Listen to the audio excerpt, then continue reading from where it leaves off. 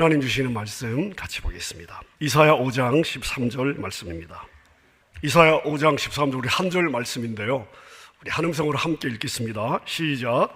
그러므로 내 백성이 무지함으로 말미암아 사로잡힐 것이요 그들의 귀한 자는 굶주릴 것이요 무리는 목마를 것이라. 아멘. 지난 5일 동안의 말씀을 요약하는 의미로 오늘 말씀을 제가 준비를 했고요. 그 다음에 설교 마무리하면서 지난 6일 동안, 오늘 포함해서 6일 동안의 말씀의 흐름, 제가 생각하면서 그런 말씀의 흐름을 잠시 요약을 좀 하도록 하겠습니다. 자, 우리가 하나님을 믿어야 뭐가 되고요? 하나님을 믿어야 뭐가 되고요?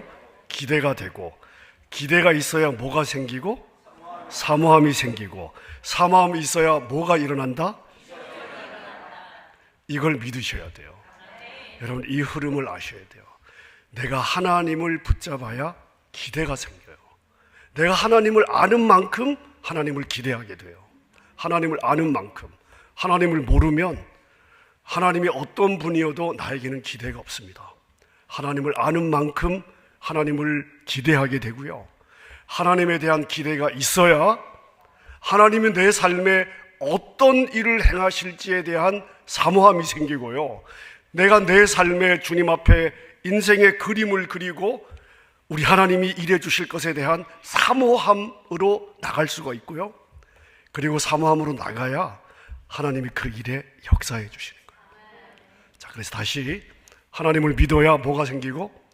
기대가 생기고, 기대가 있어야 뭐가 생기고? 사모함이 생기고, 사모함이 있을 때 뭘 주신다?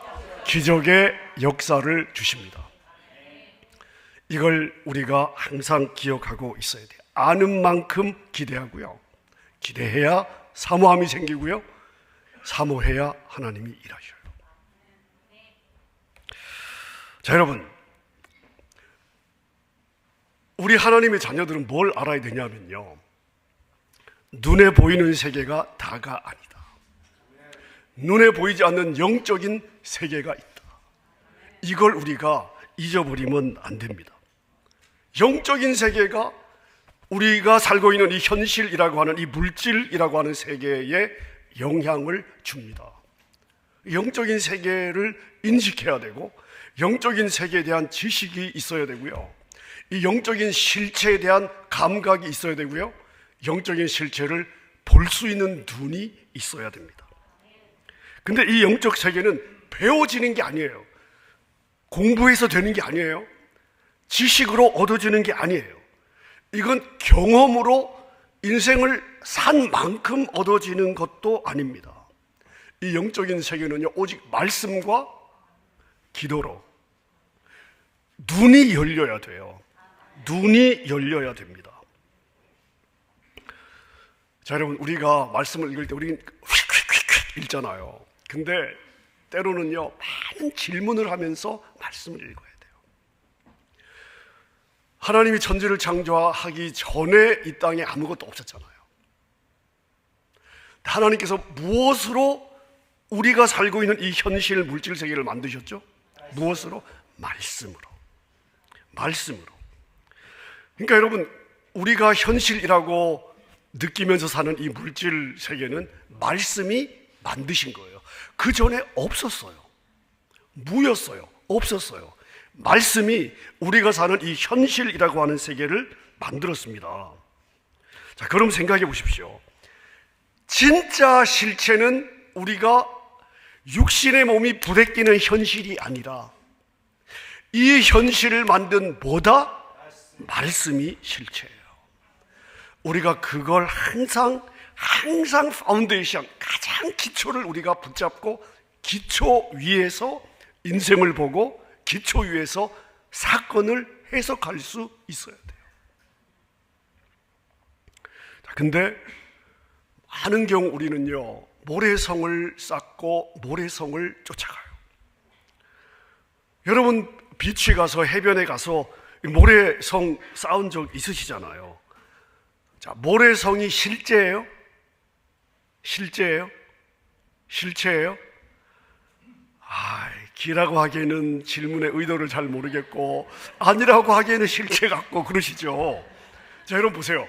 모래성은요, 우리가 쌓는 동안에 우리에게 실제예요. 실체고요. 근데 문제는 뭐냐? 그냥 밀려오는 파도에 한번 파도가 지나가면 실체가 없어져요. 없어져. 자, 그래서 우리가 그걸 알잖아요. 내가 쌓는 동안에는 실제예요. 근데 파도는 계속 밀려오고요. 좀 큰 파도가 밀려 모래성을 휩쓸고 지나가면 실체가 없어집니다. 자, 그래서 우리가 그걸 다 알아요. 그래서 모래성을 쌓으면서 그 모래성에 목숨 거는 사람이 있어요? 그 모래성이 파도에 휩쓸려 갔다고 통곡하는 사람이 있습니까? 아무도 없어요. 우리는 이 모래성의 실체를 알아요. 그렇다는 걸. 여러분, 우리의 삶도 하나님과 함께 하나님의 말씀 위에, 믿음 위에 쌓는 게 아니면요, 그냥 훅 하면 다 사라지는 거예요. 주님과 말씀 위에 세우는 우리 인생의 집만 실체예요. 그걸 우리가 알아야 돼요. 여러분, 우리 다 열심히 살거든요. 열심히 살아요. 근데 내가 열심히 살고 있는데 모래성을 쌓기 위해 열심이냐? 이건 우리가 별로 생각을 하지 않아요. 모래성을 쌓고 있는데 정말 아침부터 밤까지 열심히 산단 말입니다. 모래성인지도 모르고. 왜? 보는 눈이 없기 때문에. 모래성을 쌓고 있으면서도 이게 모래성인 줄도 모르고 한 번밖에 주어지지 않은 내 인생의 모든 열정과 모든 에너지와 모든 시간을 거기에 쏟아붓는 거예요. 그래서 예수님이 산상수훈에서 말씀하시잖아요. 반석 위에 집을 지어야 된다고. 열심히 사는 게 중요해요. 근데 뭐 위에 쌓아라? 말씀 위에 쌓아라. 자, 근데 우리가 이걸 보지 못하는 이유가 뭐냐 하면요, 바울 사도가 힌트를 주고 있습니다. 고린도후서 4장 4절을 보면 바울 사도가 이런 이야기를 해요. 그중에 이 세상의 신이 믿지 아니하는 자들의 마음을 혼미케 하여 그리스도의 영광의 복음의 광채가 비치지 못하게 함이니. 여기 굉장히 중요한 아주 몇 포인트가 있습니다. 세상에 신이 있어요. 지금 바울 사도가 세상에 신이 있다는 걸 전제로 하고 이야기를 하고 있기 때문에 세상에 신이 있습니다.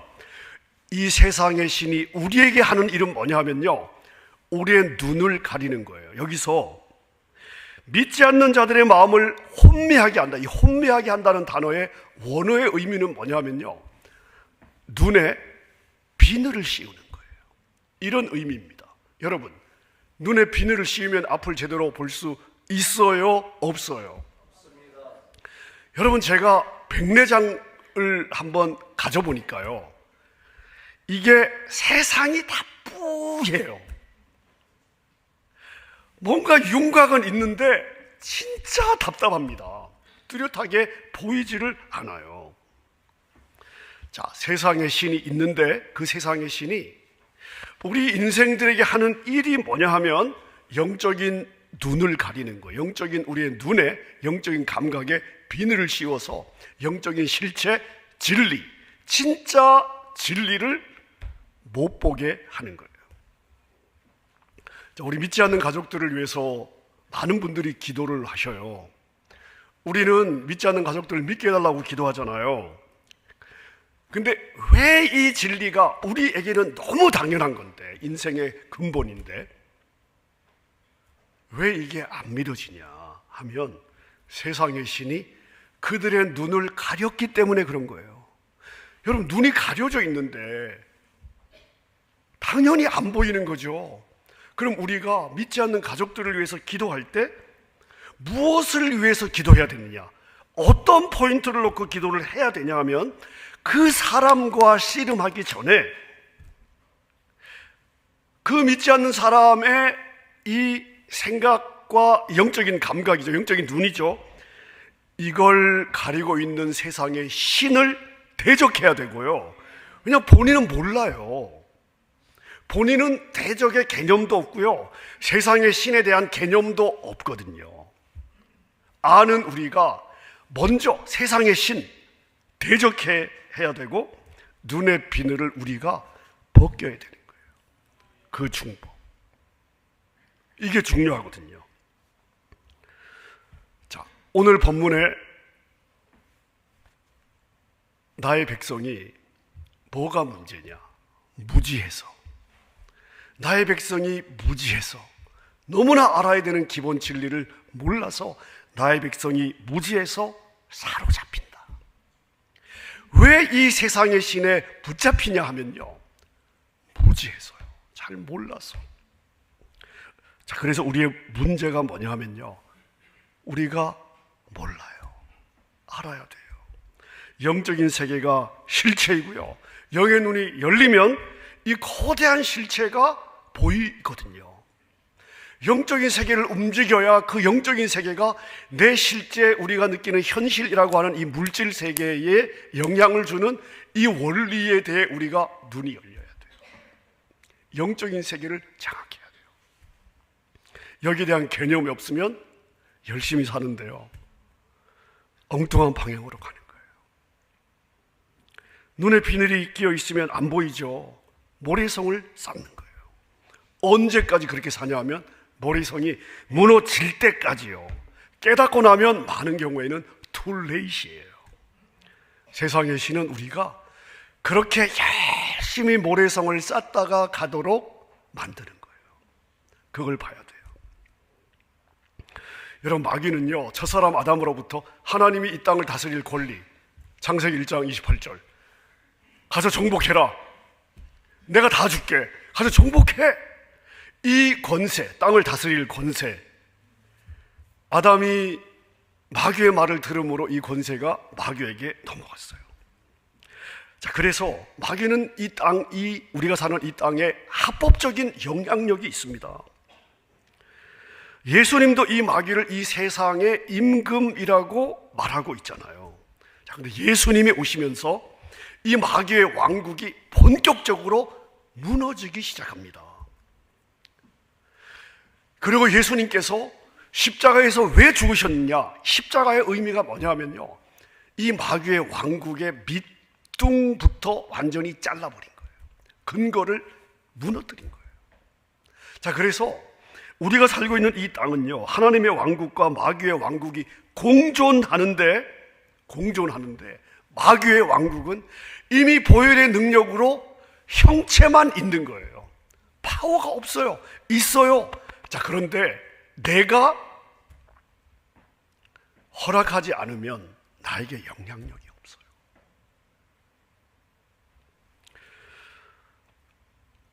우리의 삶에서는 이 하나님의 왕국과 마귀의 왕국이, 여러분, 사실 우리가 육신을 입고 있기 때문에, 마귀의 왕국은 밑둥부터 잘렸지만 우리가 육신을 입고 있기 때문에 여전히 영향력이 없지는 않아요. 치열한 전쟁이 일어나고 있어요. 육신의 눈에 보이지 않지만 이 실체. 자, 그래서 우리가 이 전쟁에서 신앙인으로 사는, 하나님의 자녀로 사는 이 두 왕국의 그 영향 아래, 이 치열한, 마지막 이미 이겼지만 여전히 진행되는 이 폐잔병과 같은 이 마귀의 왕국과 싸우는 우리의 상황에서, 자, 우리가 놓치지 않아야 될 게 있습니다. 자, 요한복음 10장 9절 10절입니다. 제가 한번 읽어보겠습니다. 내가 문이니, 나는 누구예요? 예수님이에요. 내가 문이니 누구든지 나로 말미암아 들어가면 구원을 받고 또는 들어가며 나오며 꼴을 얻으리라.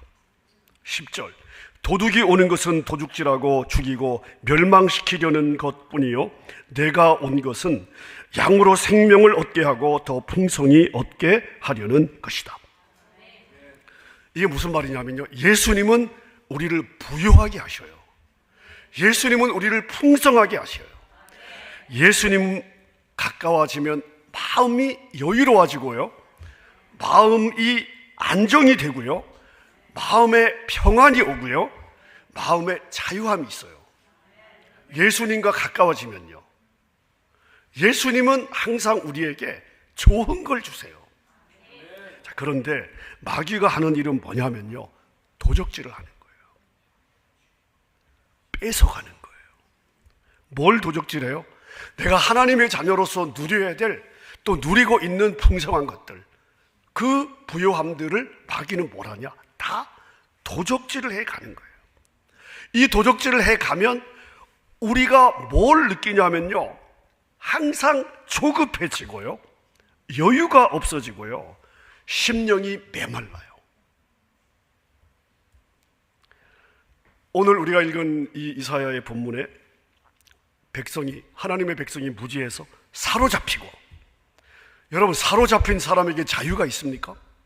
마음에 안정이 있어요? 또 굶주리고 목마를 것이라. 예수님께서 이 마귀의 역사를 어떻게 표현하고 있냐면, 그는 도둑이다.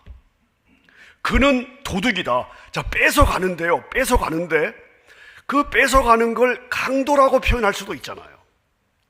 그런데 예수님이 이 요한복음 10장에서는 도둑이라고 표현을 하고 있거든요.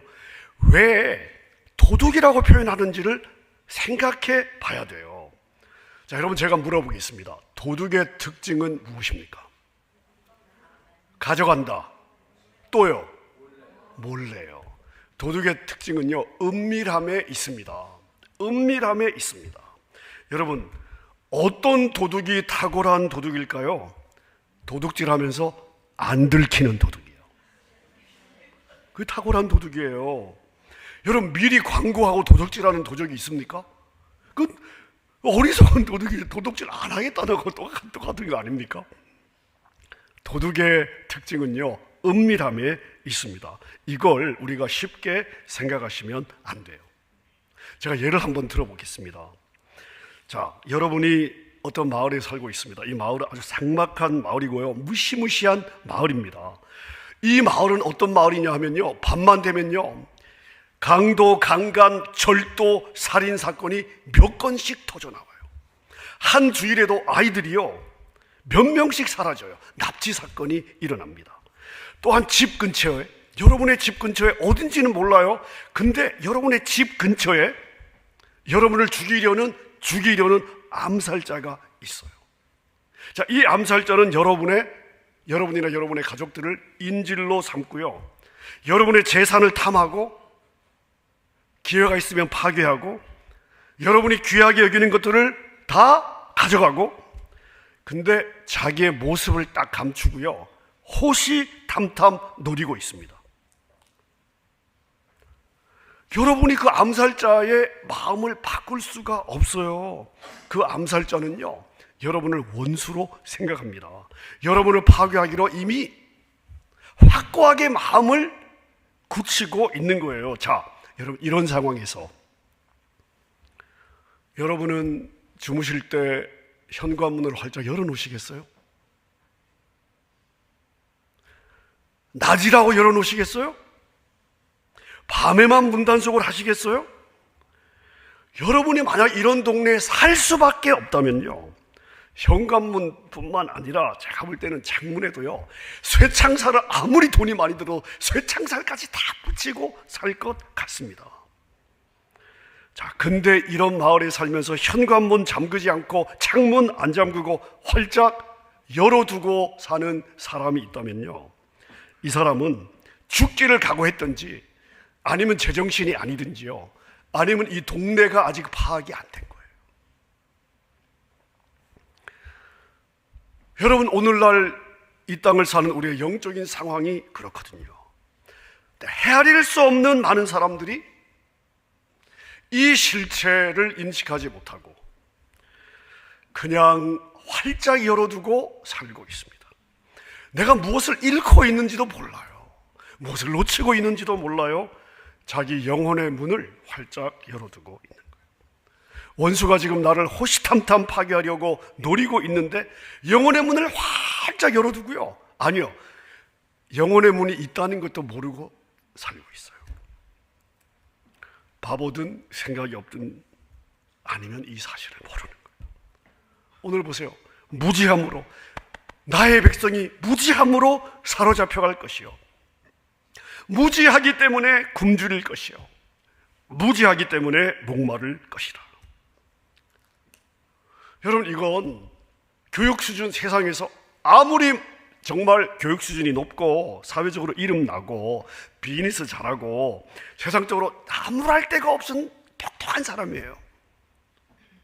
그러나 이 영적인 실체에 눈이 감겨 있으면 보이지가 않아요. 활짝 열어두고 사는 거예요. 왜냐하면 육신의 눈에 안 보이거든요. 자, 여러분, 우리 영혼에 출입문이 있습니다. 원수들은 이 출입문을 통해 우리에게 들어와서 우리가 누리는 모든 좋은 것들을 다 가져가요. 많은 사람들이 이런 문이 있다는 것조차 몰라요. 영적인 세계에서 이 문은 너무나 잘 알려져 있습니다. 여러분, 깨어 있으면요, 이 문을 열어두지 않기 때문에 도둑질을 당하지 않아요. 모르면 도적질을 당하는 거예요.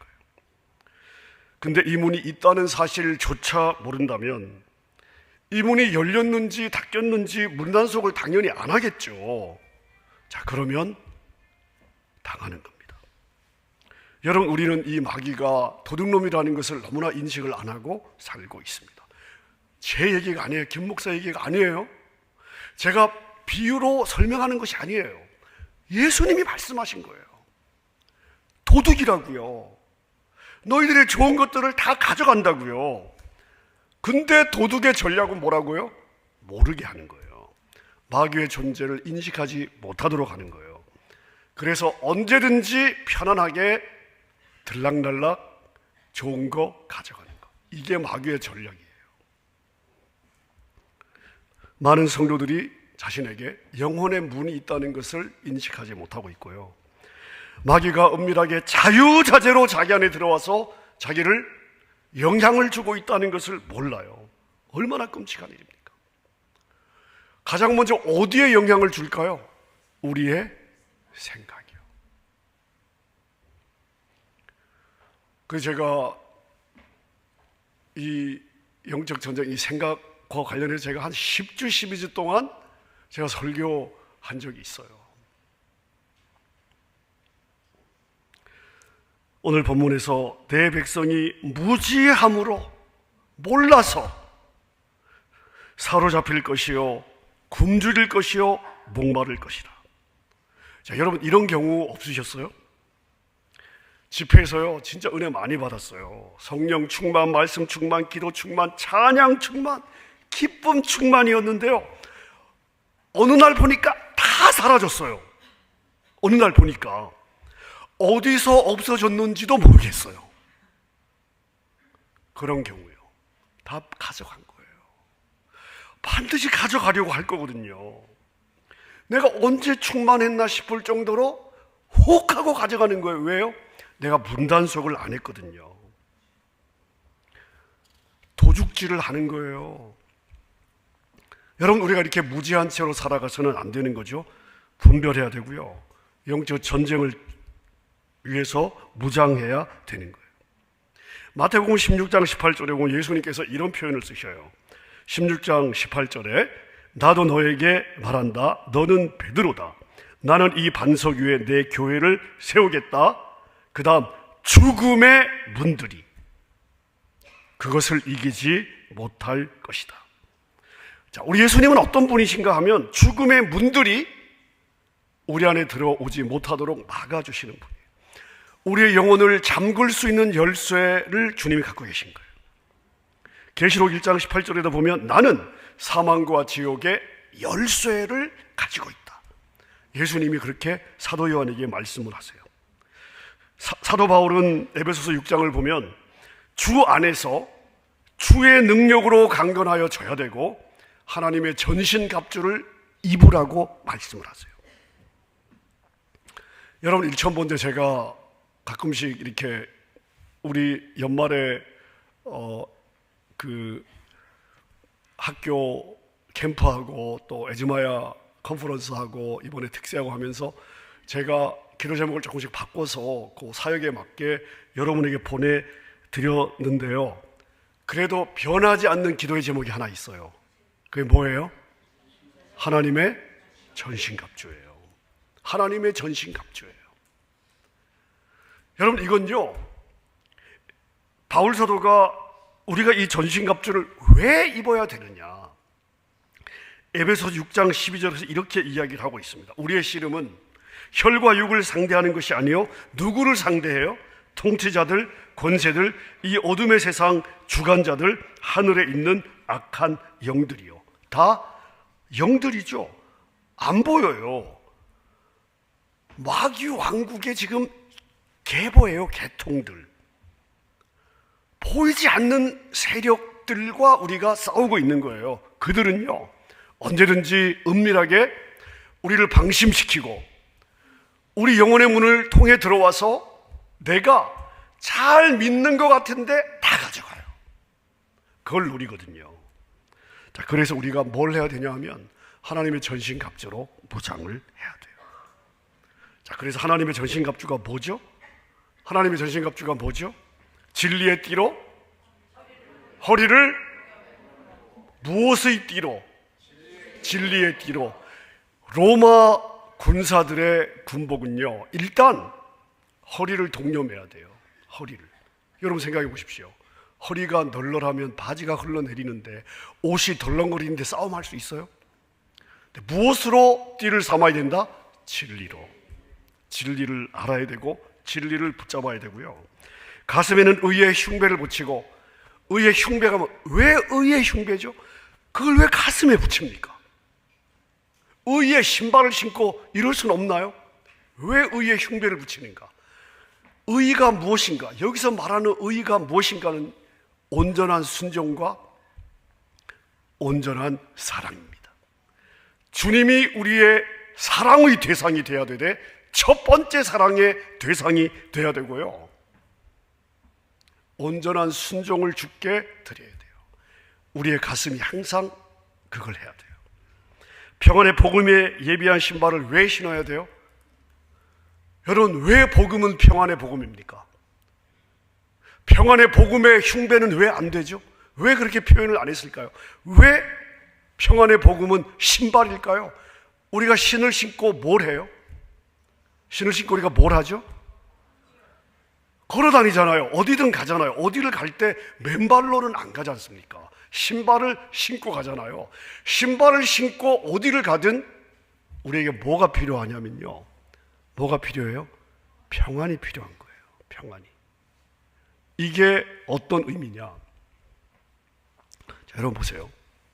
복음은 뭐냐면요, 복음은 내가 주인이 아니라 예수 그리스도가 나의 주인이에요. 그분이 나의 구원자시고요, 그분이 나의 마스터예요. 주인이에요. 자, 그러면 내일 무엇을 먹을까, 무엇을 입을까, 무엇을 마실까, 내일 일은 종이 염려를 해요, 안 해요? 내일 일은 누가 염려해요? 주인이 하는 거예요. 자, 그래서 이 복음을 붙잡고 사는 사람은 어디를 가든 무엇을 하든 뭘 누려요? 마음에 평안이 있어요. 근심, 걱정, 염려를 놔도 되는 거예요. 왜냐하면 무엇을 먹을까? 무엇을 마실까? 무엇을 입을까는 누구 몫이다? 주인 몫이다. 내일 일은 누구 몫이다? 주인 몫이다. 여러분, 그래서 평안의 복음에 예비한 신을 신으라고 하는 거예요. 하나님의 백성은 하나님이 다스리시는 하나님의 땅에서 뭘 누려야 되냐면요, 평강을 누려야 돼요. 조급하거나 불안하거나 여러분 마음이 쫓기면 안 되는 거예요. 그러면 여러분 보세요. 근심하고 염려하고 마음이 쫓기는 상태에서 하나님이 누려져요? 내 안에 깊은 심령의 평안과 안정이 있을 때 우리가 하나님을 누리게 되잖아요. 자, 그래서 평안의 복음에 예비한 뭐를 신어라? 신을 신어라. 믿음의 방패는요, 방패가 왜 필요합니까? 화살 쏘는 거, 공격 들어오는 걸 막아야 되잖아요. 제가 생략했습니다마는 악한 영들이 우리에게 화전을 쏜대요. 화살, 불화살을 쏘기 때문에 믿음의 방패를 붙잡아야 된다. 바울 사도가 그렇게 이야기를 하고 있거든요. 근데 여러분, 방패 이해돼요. 근데 왜 믿음의 방패예요? 이게 왜 믿음의 방패죠? 왜 의의 방패는 안 되나요? 왜 믿음의 방패예요? 믿음, 뭘 믿어요? 여러분, 우리 하나님은 절대 주권자예요. 절대 주권자. 하나님이 막으시는데 뚫을 자가 없고, 하나님이 뚫으면 막을 자가 없어요. 마귀가, 악한 영들이 어떤 화전, 불화살을 쏴서 나를 어렵게 하더라도, 여러분, 그 모든 어려움보다 나의 하나님은요, 더 전능하시고 능력이 많으시고 불가능이 없고 이 우주를 통제하시는 절대 주권자잖아요. 그렇다면 어떤 화전, 불화살 앞에서도 내가 그 하나님을 바라보고 신뢰하면 그게 내 마음을 지켜주는 거예요. 믿음의 방패예요. 머리에는 왜 구원의 투구를 써요? 맨날 근심 걱정 염려하면 여러분, 우리 신앙생활 제대로 할 수 있겠습니까? 여러분, 우리 왜 구원의 투구냐? 하나님은요, 내가 실수를 해도 그 실수를 통해 일하시는 분이고요, 내가 함정에 빠지면 끝이 아니에요. 하나님 반드시 건져주셔요. 우리 하나님은 나에게 어떤 분이시냐 하면 구원의 하나님이에요. 하나님은 이미 내가 죄인인 걸 알고 선택하셨고, 죄인인 걸 알면서도 자기 자녀로 사랑하기로 작정하신 분이기 때문에 우리 하나님은 절대적으로 나를 구원해 주시는 하나님이에요. 이게 우리의 생각에 기본으로 박혀 있어야 돼요. 구원의 투구예요. 성령의 검, 하나님의 말씀, 유일한 공격 무기죠. 성령의 검, 우리가 싸울 수 있는 무기는 하나님의 말씀이에요. 자, 여러분, 그래서 올 한 해 사는 동안에 어떻게 해야 돼요? 하나님의 전신갑주를 입어야 돼요. 하루에 한 번씩 내가 이 하나님의 전신갑주를 입는다고 내 입으로 선포해야 돼요. 자, 그래서 1000번째 기도 제일 앞부분에 이 기도가, 다른 기도의 내용들은 다 바뀌어도 제가 그건 빼지 않고 있는 거예요. 우리를 지켜주는, 나를 보호해주는, 내 영혼의 문을 확실하게 주님의 손에 의뢰하고 닫는, 통제하는 하나님의 전신갑주가 출발점이에요. 말씀을 정리하겠습니다. 여러분, 눈에 보이는 세상이 진짜 현실이 아니에요. 눈에 보이지 않는 영적 실체가 있어요. 인식해야 돼요. 둘째, 세상의 신이 있어요. 도둑놈이에요. 우리 영적인 눈을 가려 진리를 못 보게 하고요, 우리가 누려야 되는 영적인 부유함, 누리고 있는 영적인 부유함, 누리는 주님이 주신 기쁨, 틈만 나면 빼앗아 갑니다. 도둑질에 가는 거예요. 아무리 큰 은혜를 받고 은사를 받고 복을 받아도 정신 차리지 않으면요, 바로 뺏어가요. 도둑놈이 호시탐탐 노리고 있다.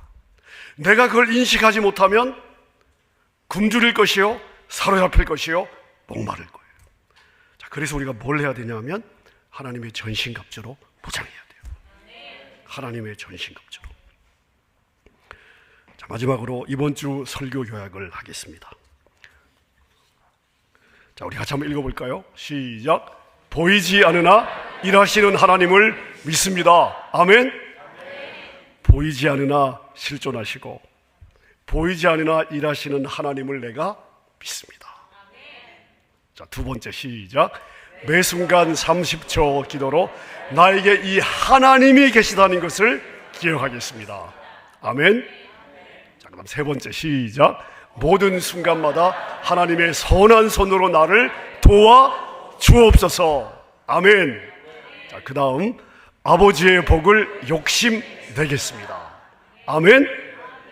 욕심을 좀, 욕심 안 내는 마음이 착한 마음이 아니에요. 불신의 마음이에요. 자, 그 다음 시작. 예배자의 삶을 살겠습니다. 그 다음 주신 복을 도둑놈들에게 빼앗기지 않겠습니다. 도둑님이 아니에요. 존중하지 마세요. 도둑놈이에요. 나쁜 놈이에요. 자, 마지막으로 시작. 그래서 내일 하나님의 전신갑주를 입겠습니다. 아멘입니까? 자, 이게 이번 주 제 설교의 요약이 되겠습니다. 여러분, 우리가 이 모든 것을 믿고 나갈 수 있는 것은요, 십자가 있기 때문에 그래요.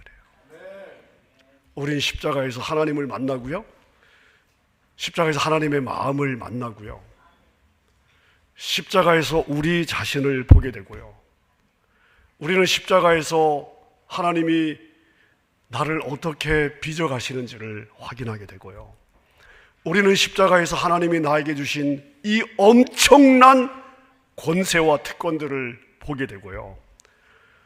여러분, 그래서 우리가 살면서 하여간 그냥 바로 어떤 상황에서든지 우리 마음을 딱 십자가 앞에 세우고 십자가를 딱 붙잡아요. 주님의 보혈, 십자가. 악한 영을 두려워할 이유가 전혀 없습니다. 십자가 붙잡으면 되는 거예요. 주님의 보혈을 덮어 쓰면 되는 거예요. 다 이빨 빠진 호랑이에요. 왜요? 주님이 십자가에서 승리하셨기 때문에. 내가 두려워하면 나에게 영향력이 있어요. 내가 두려워하지 않으면, 내가 대적하면 도망가요. 여러분, 올 한 해 주님의 십자가 우리에게 그냥 승리를 주신 거예요. 그 내가 십자가를 보면서 뭘 해야 되냐면 이미 내가 승리했다는 걸 확인하는 거예요. 십자가 붙잡고 십자가가 활짝 열어놓은 은혜의 대로 주님의 보좌 앞에까지 그 은혜의 대로를 달려가서 약속하신 복을 누리고 하나님의 자녀답게 승리하고 우리의 여정마다 십자가의 승리 깃대를 꽂고, 여러분, 이런 한 해가 되시기를 주님의 이름으로 축원합니다.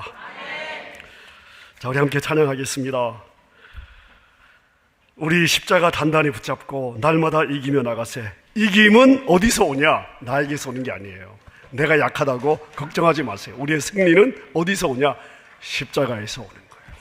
내가 십자가를 붙잡고 십자가 안에 거하고 십자가 위에 서 있으면 그게 승리의 여정이에요. 십자가 단단히 붙잡고 날마다 이기며 나가세. 머리에 면류관 쓰고서 주 앞에 찬양할 때까지.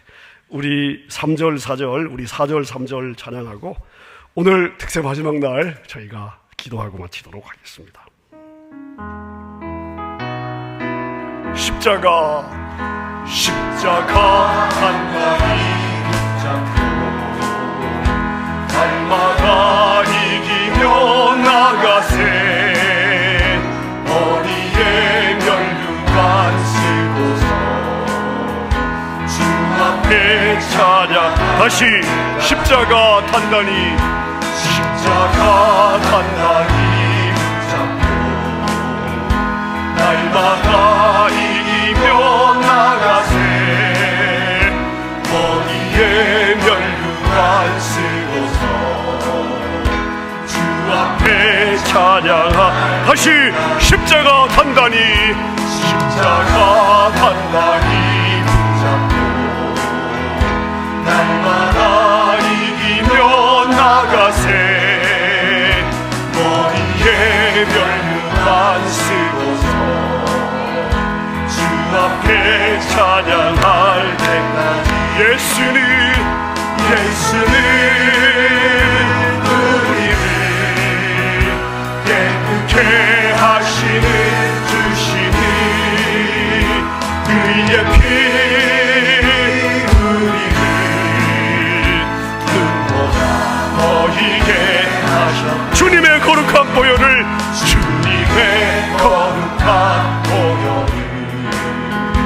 날마다 이기며 간직해. 담대히 싸우며 나가세. 천국에 들어갈 때. 다시 한번 주님의 거룩한 보혈을 날마다 입으로 간직해.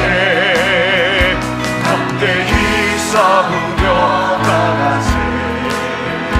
천국에 들어갈 때까지. 예수는 우리를 깨끗게 하시는 주시니 그의 피 우리를 버리게 십자가 단단히 붙잡고 날마다 이기며 나가세 머리에 면류관 쓰고서 주 앞에 찬양 다시 한번 십자가 단단히 붙잡고 날마다 이기며 나가세 머리에 면류관 쓰고서 주 앞에 찬양할 때까지 예수는 우리를 깨끗게 하시는 주시니 그의 피 우리를 눈보라 버리게 하시니 예수는